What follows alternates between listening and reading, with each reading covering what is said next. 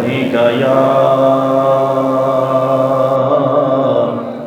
رسول الله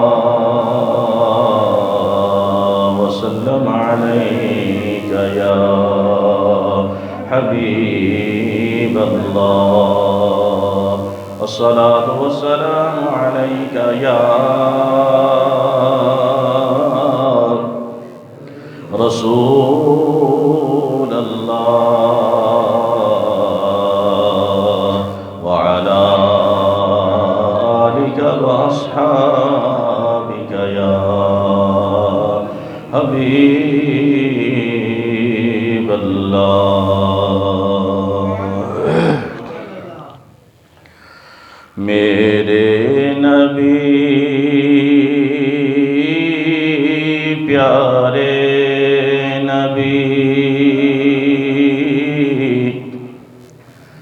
ہے مرتبہ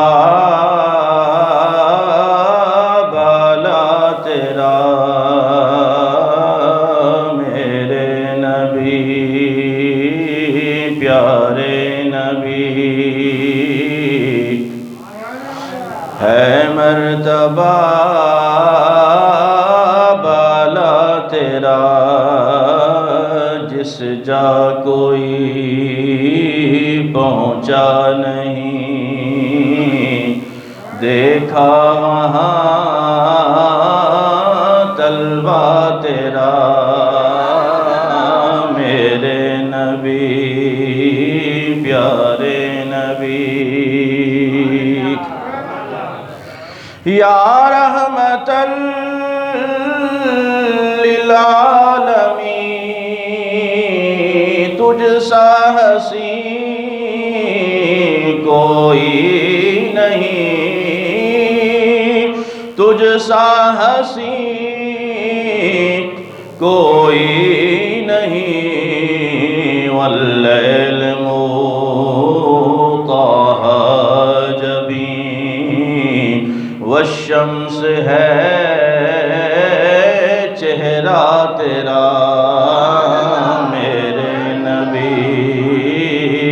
پیارے نبی ہے مرتبہ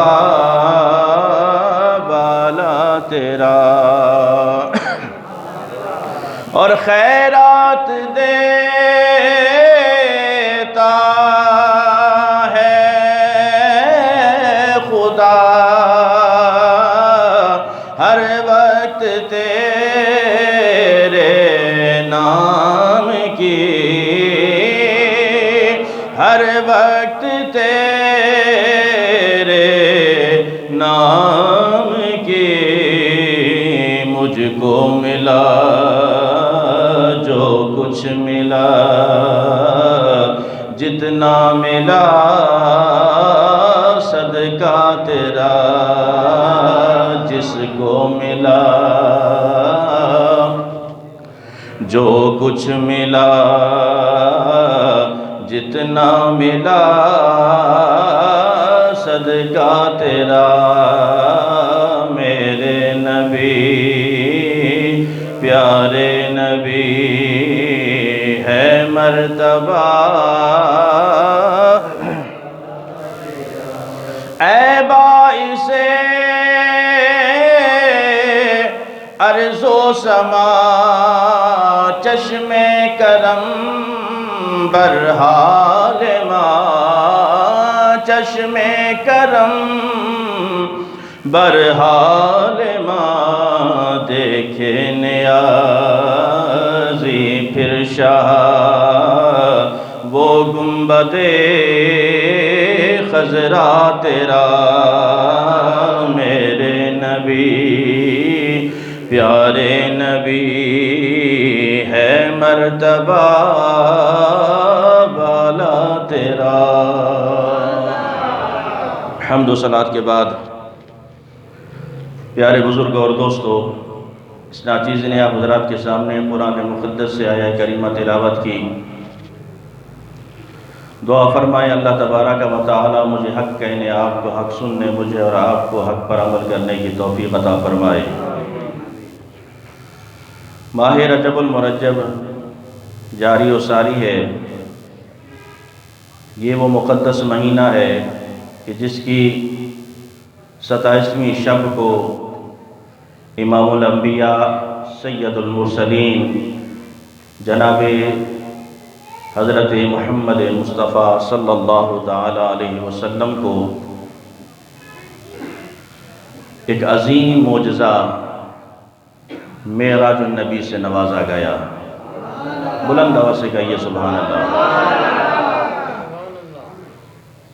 یوں تو اللہ تبارک و تعالی نے آپ کو سراپا معجزہ بنا کر بھیجا، یعنی سر سے لے کر پاؤں تک آپ کا جسم اقدس معجزہ ہی معجزہ ہے۔ اور اس کے علاوہ بڑے بڑے معجزات جس کی تفصیل بیان کرنا